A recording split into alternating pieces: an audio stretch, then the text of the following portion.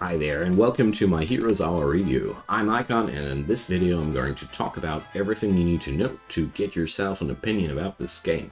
I'm going to summarize the gameplay, I'm going to talk about the unique features of this one, I'm also going to give you an overview about the things I personally liked and disliked, and last but not least, I'm going to give you a summary about this game. So, if you're looking for a specific topic, I put timestamps into the description box, so if you're looking for something, just check it out. Alright, with that out of the way, let's get started and talk about the gameplay. In this game, you get to select one of 11 playable factions, you take over the reins of this one, and you set out to conquer the world. You do this by controlling your hero and slapping all these monsters on the map, conquering mines, building your town to glory, recruiting even more monsters, and ultimately killing every other player on the map. Every faction has its unique flair, theme, skill set, and a lot of variety, and on the overworld, the whole gameplay is turn-based. The world is procedurally generated, you define a certain preset, a certain seed if you want to say so, and the rest is just randomly rolled, so no gameplay is the same even if you play the same preset of a map. You also can control pretty much all the parameters, so there's a lot to discover every round. The combat is not turn-based. The combat is real time, and you select first where your units will stand, then you start the battle, and it resolves automatically pretty much. You also get to control your units and cast some spells. Meteor Shower, anybody? And you can also tell your units where to go and where to attack. There are a couple of things that you can do. There's a pause function whenever you go down into the order section. It's pretty cool. It's a brilliant example for an easy to pick up yet difficult to master system, because if you don't do anything, your units will do their job, but they won't necessarily do their best. So there's not really that much more to explain about the basic gameplay. It's all about domination, and that's not necessarily a bad thing. This is a very classic and fun formula to have in games like these.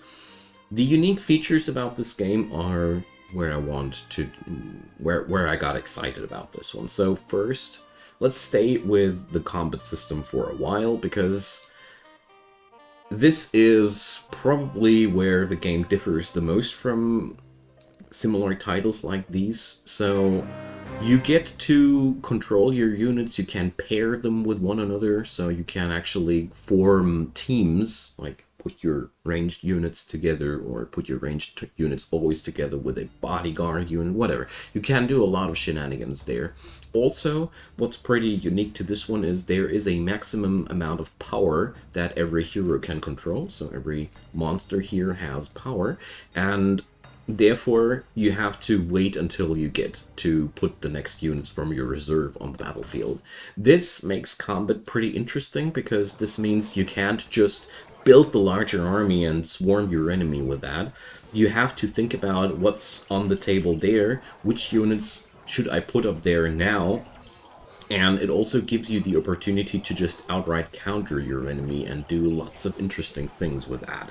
There's a lot more depth to it than you might think in the first place. So for example, there are spells which hurt the entire battlefield. If you, for example, had some units that are mostly immune against fire damage, you could start out the fight with a couple of units that are entirely immune, bombard the entire battlefield, which will only decimate the enemy, and then put your stronger and also vulnerable units from the reserve on the battlefield, and that's just one possible thing you can do with this system. And I personally find that pretty unique and fresh, and I like that. Beyond that, I really want to say this game looks a lot like Heroes of Might and Magic, but it plays a lot differently. So let's talk about the skill system of the heroes, because this is also a pretty unique feature. So every hero has a skill tree. There are 6 different defined heroes per faction as of now, while I'm recording this, and every one of them has a different skill tree. As you see here, it's pretty simple. You can only level up a skill if the skill above, or both linked skills above, are either the same or a higher level. So if you want to level up this here, everything, or this here, everything above must be level 2 as well. This only happened due to an event. Don't be confused because of that. So the skills are really interesting. So for example, this one lets poison fall from the sky, poisoning the enemies. And this one lets you create elementals after each fight.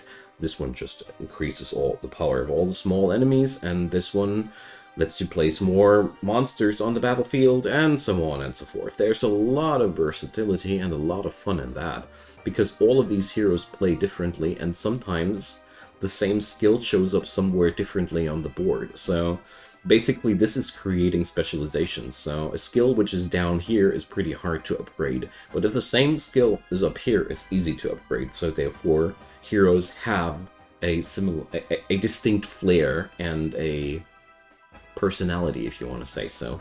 And also, it's totally not RNG based. You get to select what you upgrade. That's not up to RNG. Unless you want it, then you can put up the skill trees to random. That's also a possibility. So another thing that I want to talk about are the factions.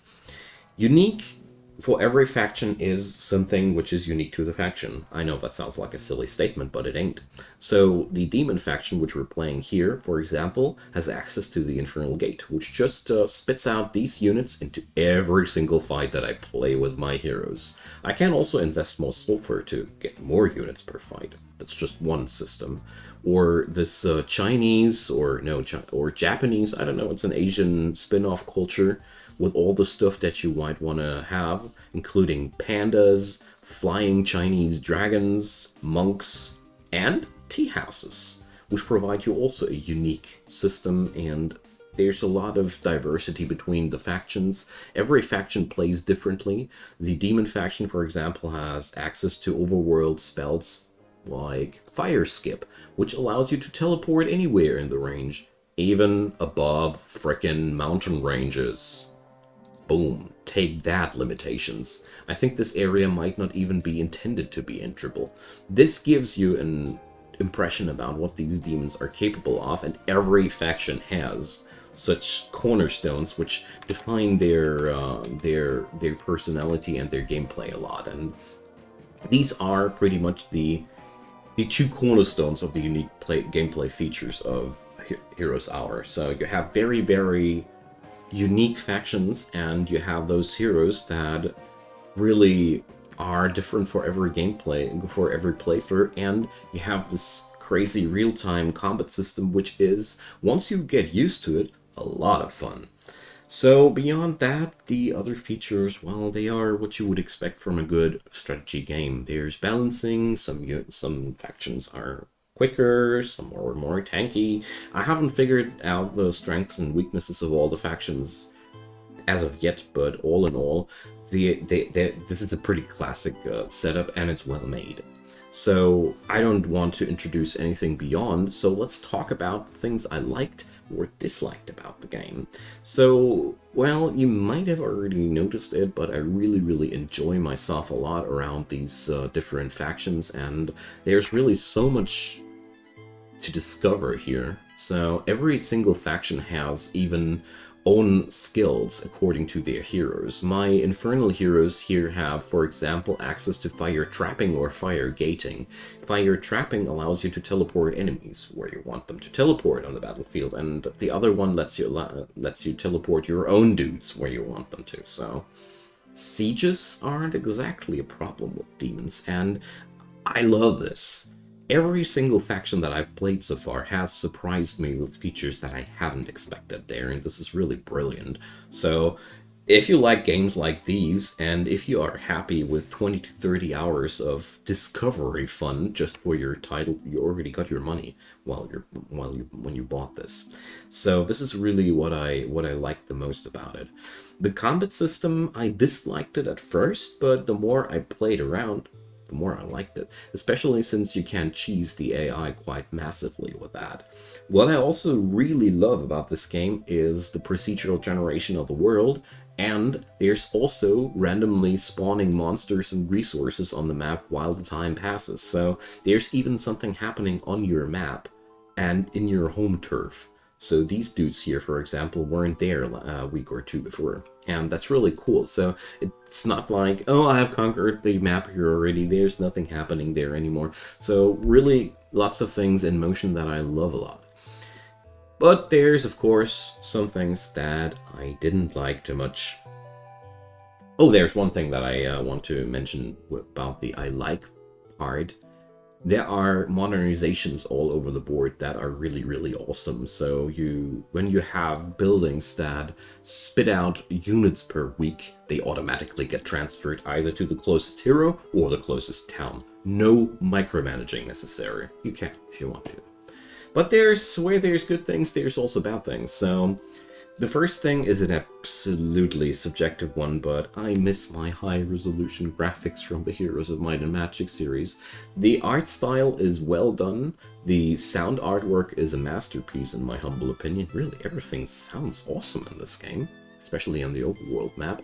But, you know, as somebody who spent his childhood and teenage years with the Heroes of Might and Magic series, I feel like I'm missing something when I look at these creatures.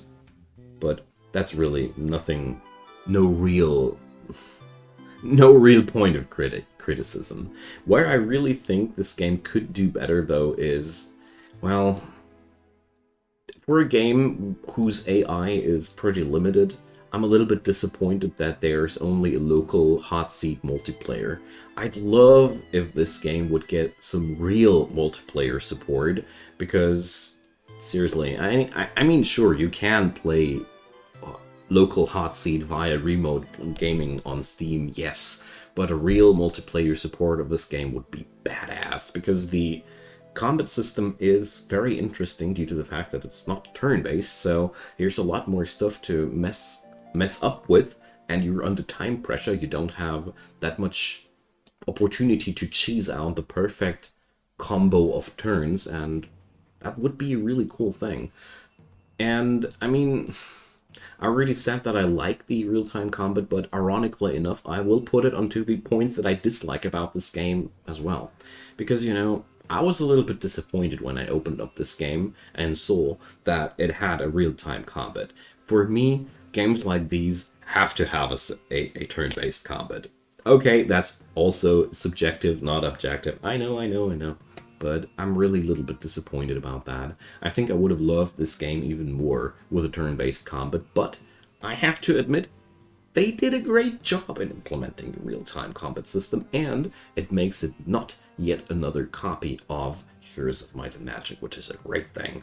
Alright, and that's a really, really good bridge to get into the summary of this game. So what do I think about Heroes Hour? I love it. I love every inch of it, even if it disappoints me at some parts. Like, I'd love it if it would look better. I'd love if it would have a turn-based combat, but honestly, sometimes I have to tune back my expectations and take things as they are, and they aren't that bad at all. This game gives me all the positive Heroes of Might and Magic vibes that I've been craving for ever since Ubisoft destroyed Part 6 of the franchise, and I haven't had that much fun with a game in this niche since Heroes of Might and Magic 5. And that's a great job to do. I mean, seriously, that hasn't been done since a really, really long time. Sure, the game has its limitations and it has some downsides, but for the low price that it's costing, it's a freaking masterpiece that really, just by exploring all the content it offers, by exploring all the factions and playing them at least once or twice, you should have already ended up with a ton of play time that really justifies the costs. I just want to show you here in the summary part the game modes here. So there's a lot of different map templates already preset that you can play, but you can also include new maps, and there's really a lot of customization possible. In the advanced settings, we can really configure pretty much everything from biomes to skill trees. You can't even turn the skill trees entirely off, so I really love the sandboxy feeling about this game, and really, if you like this kind of game, give it a try. You won't be disappointed, and you'll definitely enjoy your time until other games will grab your attention again. Alrighty, so this is the end of my review. I hope you enjoyed it. Drop me your comments down below. I'd love to hear from you. Also, consider giving me a thumbs up on this video if you enjoyed. Your help goes a long way. And last but not least, consider subscribing. There is daily content coming up from my side. You just need to hit that notification bell to stay informed. And last but not least, let me tell you that there's also a link to my Twitch channel in the description box. So if you might want to check that out, I'd love to see you live. With that being said, have a wonderful time, and see you soon. Bye-bye.